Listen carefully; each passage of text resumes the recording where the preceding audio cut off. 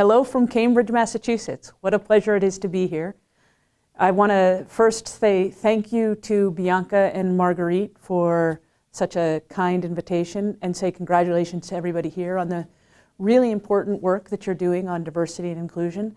I look forward to learning everything I can about the progress that you make here and helping you to make it contagious around the world.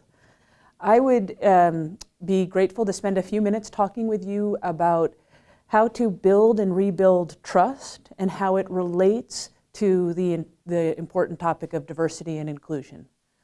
The way that I think about trust is that I think about it on 3 dimensions. The first one is authenticity.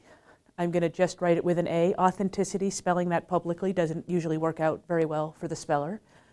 Authenticity, logic, and empathy.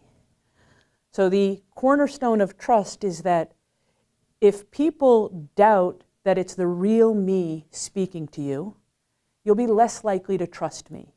So if you doubt my authenticity, regardless of what else is going on, you're going to have a super hard time trusting me.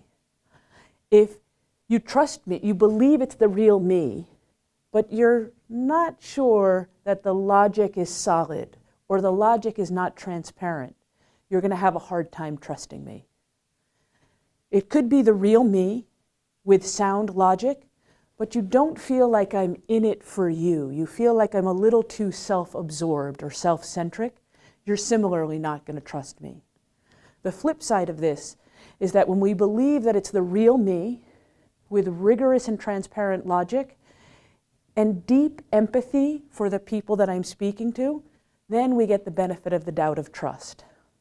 The wonderful thing about understanding the elements of trust is that for each time when we don't generate as much trust as we otherwise want to, we now know, is it because people doubted our authenticity or our logic or our empathy? We have limited the search set for what to do. If people doubt your authenticity, this is the one where I feel that for diversity and inclusion is the biggest hurdle for us to think about. And the cautionary tale I want to say is that when folks feel diverse, that is, that they feel they are the underrepresented minority in a group, we tend to, when we represent diversity, of which I hope everyone here has the opportunity to represent diversity in some aspect of their life, when we represent diversity, it's super tempting to try to fit in with the majority. The problem, though, with trying to fit in is that we then mask who we are in order to adapt to something else. When we do that, the trust in us gets diminished. The problem then is when we're not as well trusted as our colleagues, other people are going to be given stretch assignments. And then other people with the stretch assignments have the chance of getting promoted faster than us. And so this acceleration up the corporate ladder gets fueled by trust.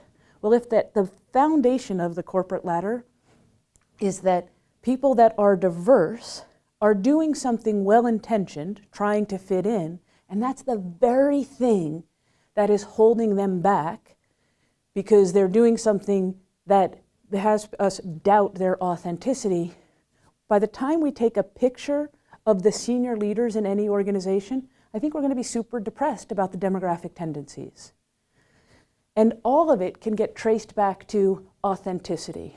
And so one of the things that I would encourage everyone in the room is that for when you have diverse teams, we have to make sure that each person that represents difference, that we celebrate that difference, that we indeed don't ask people to fit in. We try to convince people that the least interesting thing about you is what is in common with me. The most interesting thing about you is what is different. And so we want to welcome what's different. We want to celebrate what's different. Indeed, I would say that we want to cherish what's different. And if we can invite new lenses for people to think about difference, that if each one of us brings our authentic self to the table, our magnificent, authentic self with different perspectives, different experiences, different life, different cultural, different religion, different everything. It's in that very difference that brings more richness to our life. And so when I think about trust for diversity and inclusion, I think the big secret sauce is encouraging folks to be their authentic selves, which is also a wonderful way to go through the world. I will say that the other two parts, if people doubt, once we get people to believe in our authenticity, it's super important that when we speak, we convey not only our logic, we want to convey the rigor of our logic in a way that people can absorb it.